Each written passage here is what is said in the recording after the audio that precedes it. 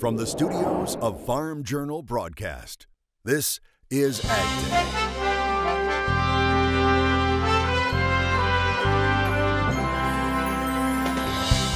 USDA raises its forecast for net farm income. We've got the numbers. Plus, drones are being used more and more to scout row crop fields.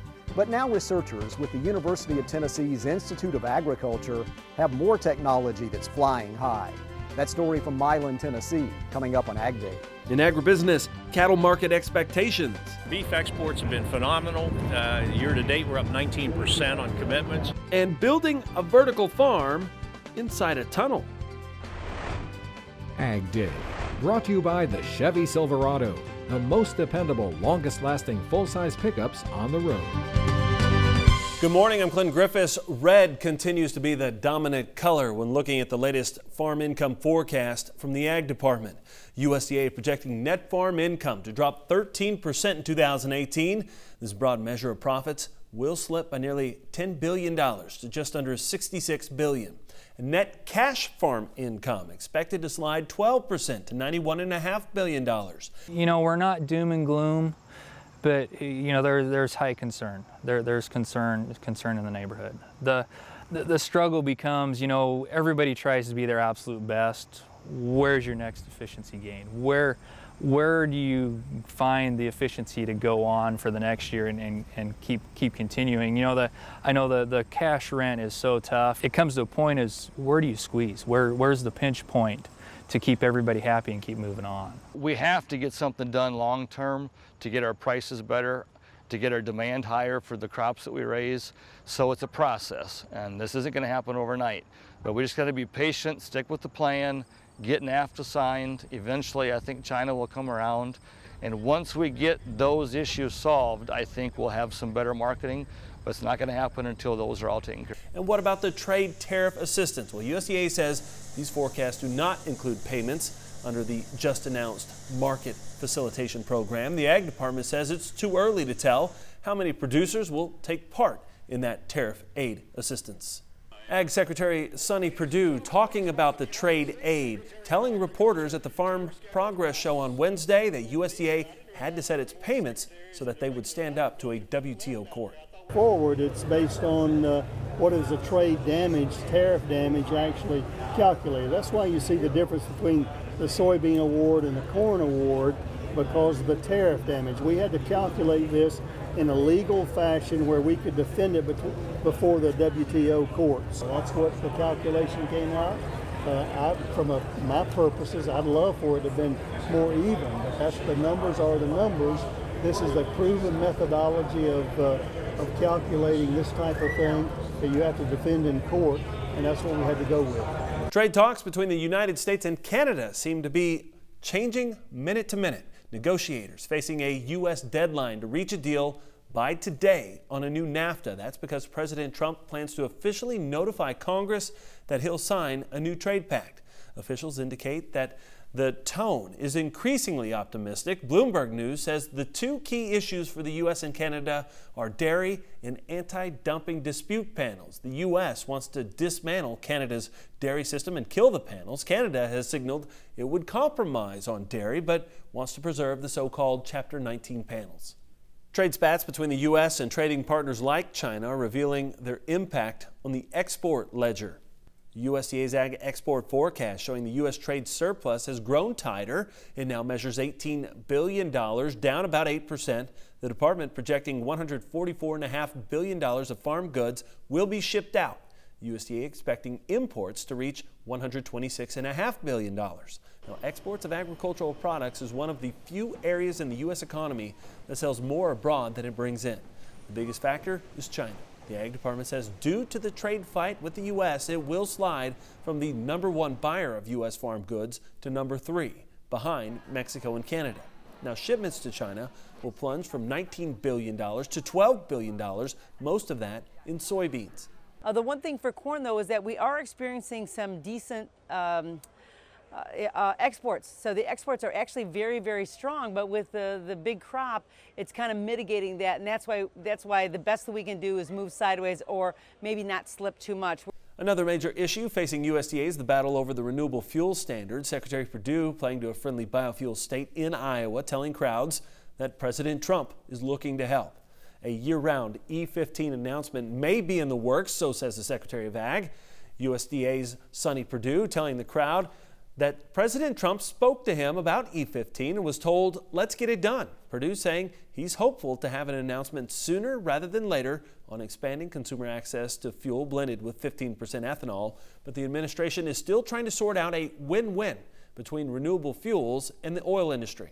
And this has been in the president's heart for a while. He knows what he committed here in Iowa during the campaign, and we just had some hiccups with the refinery group, and we're looking for the right balance there to get that done. But this is what he wants to do, and he doesn't give executive suggestions, he gives executive orders. So we have an update now on that case of BSE in Florida. Published reports out of South Korea say the country's agriculture ministry has strengthened inspections on U.S. beef imports. The increased testing was initiated despite the fact that the beef cow tested positive for the atypical variety. USDA says the beef cow was put down, but the carcass did not enter the food chain. According to a South Korean newspaper, the country increased the amount of beef inspected from 3% to 30%.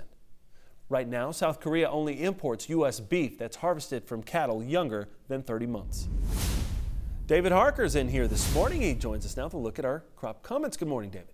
Good morning, Clinton. Corn harvest is underway in eastern Arkansas. Jonathan Morris sends us this picture after harvesting a few rows in his field. Now, he says the yields are average to a little below average in his area. Moving back to the Corn Belt, Tyson from western Nebraska sends us this picture of the dryland corn in his area. Now, USDA is saying 83% of corn in the Husker State is rated good to excellent.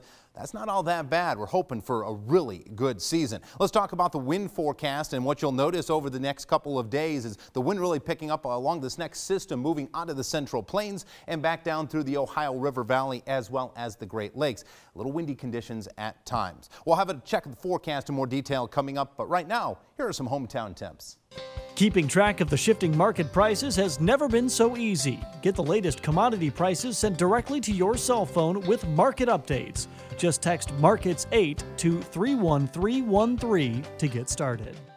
USDA says the nation's corn crop is well ahead of maturity, 60% dented, 10% mature now. Now, on the recent Pro Farmer Midwest Crop Tour, AgriTalk radio host and veteran scout Chip Flory says crops are drying down fast. It's also making the newly emerging industry of calculating yields based on satellite imagery much more difficult. But getting an eye in the sky, especially during the growing season, is getting easier all the time. Farmers are using drones to fly over and view crops. Today, UT's Institute of Agriculture in Tennessee is working on sensors that can help provide valuable information. Charles Denny reports. Agriculture values a view from above. Planes, satellites, and in modern times, drones are used to look at crops. But way beyond grabbing cool shots for social media, this drone is attached with what's called a multispectral sensor. The sensor detects light reflected off plants at various wavelengths, providing useful information. And light will be reflected back from anything on the earth. And everything on the earth has its own, we call it a spectral response curve. So a healthy plant, the spectral response will look different than an unhealthy plant. Well, now with these types of sensors and the technology we have, we can grid survey these fields so that we can get an entire picture. Sean Butler is working on his PhD with UTIA's Herbert College of Agriculture and says the drones with multispectral sensors helps a cotton plant tell you how it's feeling. If you're trying to find something before it happens, if you're trying to detect water stress before we would visually see it, yeah, at that point you're going to need something that our eye can't see, and we have infrared sensors or red edge types of sensors that can pick up those different spectral wavelengths that we don't see visually. Drones have been used in agriculture pretty much since they were first invented. It's a great way to get an aerial view of a field and to see where there might be weak spots in a crop. Early detection of plant stress is critical to saving yields, and the pinpoint accuracy of a drone sensor can help there. That information can give us where we should be applying a pesticide, for example. So maybe there's a weed infestation only in one area of the field. So even if it just gives us that spot, that location, we could have a crop scout go there and see, is it a weed, is it a bug, is it a fungus, and then we know we can go spot spray in that location and not have to spray the whole field. As for the future, look for better camera resolution and even more accurate and sensitive sensors. Drones will likely become common tools in ag, provided the costs come down a bit more. Helpful technology that's flying high. This is Charles Denny reporting. When we come back, we'll check on cattle markets and price expectations for this fall. Plus, South Korea is putting the future of its food production inside an old highway tunnel. Details later on AgDay. Join Andrew McRae for Farming the Countryside, a farmer-focused podcast that is all about production agriculture. Farming the Countryside is available wherever you listen to your favorite podcast and is brought to you by Nutrien Ag Solutions, the world's largest provider of crop inputs and services. Alan Brugler, Brugler Marketing Management, our guest today as we talk about the cattle market, and it's always dynamic, it seems like. What's going on in livestock side? Well, we've got a huge number of cattle on feed, the largest since '96, using the 1,000 head lots as a parameter there. We have been expecting to have a lot of pressure on the consumer prices because the hog guys and the chicken guys have also been expanding. Sure, absolutely. Good news is beef exports have been phenomenal. Year to date, we're up 19% on commitments. Wow. So we've moved a lot of that extra production, if you will, out of the chain. As we get into November and December, we'll start to see the ready numbers, the cattle that are coming out of the feedlot, tighten up quite a bit.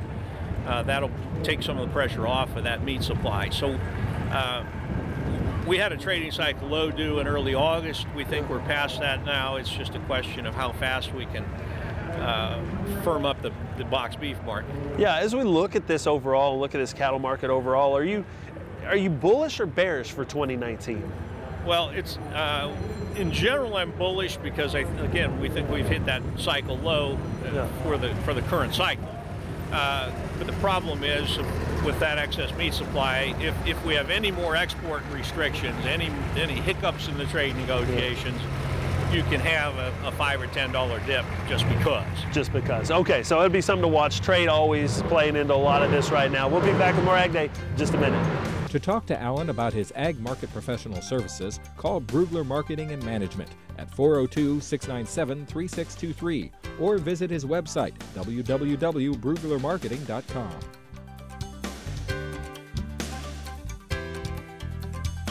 Advice, information, ideas, and more. If it's ag tech, it's in the Tech Tool Shed, your unbiased, one-stop source for everything ag tech. Welcome back. Let's take a look at the drought monitor, see how that drought is persisting in locations all across the United States. Unfortunately, the Four Corners region, where it's usually the monsoonal season, you'd expect more moisture, just not going to get out of that drought anytime soon. A little moisture is expected in the next few days, as well as areas of Kansas and even Missouri, where you see some of that more severe drought as well. Let's see what the rainfall may be like on our hour-by-hour model as we move toward the afternoon and evening hours Friday, and then into the daytime on Saturday, too, all across the nation. We do have our next disturbance rolling into the Upper Plains states as well as the Great Lakes region once we get to Saturday, but most of the area will be dry there in the Great Lakes. Gulf moisture continuing to push in. Rain showers on and off for all areas along the Gulf Coast, and this is going to get more active as we move toward the peak of the hurricane season coming up here in the next couple of weeks. You may see a little bit more activity. Another disturbance could be affecting locations that may not necessarily need the rain right off the bat, especially in the northern Gulf Coast areas. You make your way out toward the west, and where the drought is, you're just not getting a lot of moisture. Now, as we move into Saturday, you'll notice that next system that drags all across the Central Plains, that next low pressure system. It does give some moisture, unfortunately, just not enough. In the Great Lakes region, we've got a next system rolling through that will provide us with showers and thunderstorms during the first and middle half of the daytime on Saturday, and all up along the eastern seaboard, you're looking at scattered showers. There's that Gulf moisture that continues to pick up through the evening on Saturday. Let's talk precipitation estimate as we move 24 hours out from 7 a.m. And what we've got on the screen is more of the yellows and oranges starting to pop up in the eastern corridor of the nation, as well as the Great Lakes as we move into the evening hours on Saturday. I think most of the moisture will probably be held right there along the coastline. As just mentioned, that Gulf moisture continuing to roll in with more of an active weather pattern in the Gulf of Mexico and the Atlantic Ocean as we're moving to the peak of the hurricane season. Let's talk temperatures. This afternoon we've got 90s in the heart of the country, 100-degree reading there in Phoenix, otherwise 60s along the northwest portions of the United States and 80s in the Florida Peninsula. We move to the overnight hours and you'll probably see temperatures coming up Saturday morning in the 50s in areas of Montana as well as South Dakota, North Dakota. We're in 51 in Bismarck, 70s reign supreme as we look to the southern half of the states, and the moisture still sticks around. Let's go ahead and take a look at conditions in your area. Start out with Oregon, Cottage Grove, Oregon to be exact. Sunshine and comfortable 77 degrees for a temperature. We move toward El Campo, Texas, 77 with showers and storms. And in Staunton, Virginia, look for rain showers and 82. Harvest is quickly approaching, and that means it's a good time to do some pre-scouting. We'll hear from Missy Bauer coming up next. No soil, no sun, but plenty of pavement. The future of food production, or is it? Later on AgDay. Join Andrew McCrae for Farming the Countryside, a farmer-focused podcast that is all about production agriculture. Farming the Countryside is available wherever you listen to your favorite podcast and is brought to you by Nutrien Ag Solutions, the world's largest provider of crop inputs and services. Before the combines roll, it's always a good idea to spend a little time in field collecting information from the growing season. Missy Bauer explains in today's Farm Journal College TV segment. Well, what we're trying to do here is some of our pre-harvest scouting. Yeah. So one of the big things we want to do is get an idea of where's our ear count actually end up here before harvest. Not that we change anything for this year, but it's really to help me make better decisions for next year. Okay, so you're just trying to get a handle on what's out here, how did we do? I noticed you're counting ears. You're just trying to figure out yields, right? Well, part of what I'm after is how many plants per acre do I have compared to ears per acre. Okay. So what's my loss between plant count and ear count? Every 1,000 ears per acre is worth 5 to 7 bushel. All right. So in this case here, you know, I've lost an entire ear here where there's no ear, but there's a plant. Sure. So in my thousandths of an acre I have marked out here, I just lost 5 to 7 bushel with this plant acting this way. When you compare it across. Here's another real small ear here because it's a double drop or two plants spaced too close together, an issue here with the planter itself. Yeah, and you would count, let's say we have ears that look like this, you would count both of these, right? Yeah, so when you're thinking about, you know, what do we really mean by ear count? Sure, both of these are ears that are going to get harvested. Mm-hmm. But when you look at the individual plant yield here, this ear is much larger than what I have here. And it cost me the same amount to produce on a plant this year as it did this year. So I really want to reduce these small looking ears. You can see another example here. It's a very small ear when you start to compare it to the ears that are around it. Sure. So yeah, I'm going to get it harvested, but probably not a full ear. So my ear count, I'd probably give this about a half of an ear. So when you're looking at your counts, you can kind of start judging some things. We try to encourage growers that when you're doing your ear counts, where should you end up? If you're in a corn bean rotation, we think that your plant count compared to your ear count should on average be about within 1,200 of one another. Okay. Any more loss than that, we think that's too much. If you're in corn on corn or dealing with a lot of heavy residue, then we'd say 2,000 ears per acre should be your limit. No more loss than that, otherwise we think we're just leaving too many dollars on the table. If you want to find the next generation of South Korean food needs, look no further than an old highway tunnel. We're speeding toward the future. Next on AgDay. Keeping track of the shifting market prices has never been so easy. Get the latest commodity prices sent directly to your cell phone with market updates. Just text Markets 8 to 31313 to get started. In the Country, brought to you by Kubota's M7060, built to get the job done. See KubotaUSA.com or your local Kubota dealer for more information. In landlocked South Korea, food production is growing up, not out, and food growers are doing it without soil. What's being called the world's first indoor vertical farm, built in a tunnel. That's pretty specific, and it has been created in South Korea. Follow the path inside a former highway tunnel, and there you'll find a massive indoor farm bathed in rose-tinted light. Fruits and vegetables grow hydroponically with no soil in vertically stacked layers inside, illuminated by neon pink LEDs instead of sunlight. The facility is about half the size of a football field. The tunnel was built in the 1970s for one of South Korea's first major highways, but it was closed to traffic 15 years ago. They grow 60 types of fruits and vegetables inside. The company says it's getting more difficult to find farm workers, so this may help solve some of those staffing problems. And that's all the time we have this morning. We're sure glad you tuned in. It's been part of your day with us. From all of us here at AgDay, I'm Clinton Griffiths. Have a great day.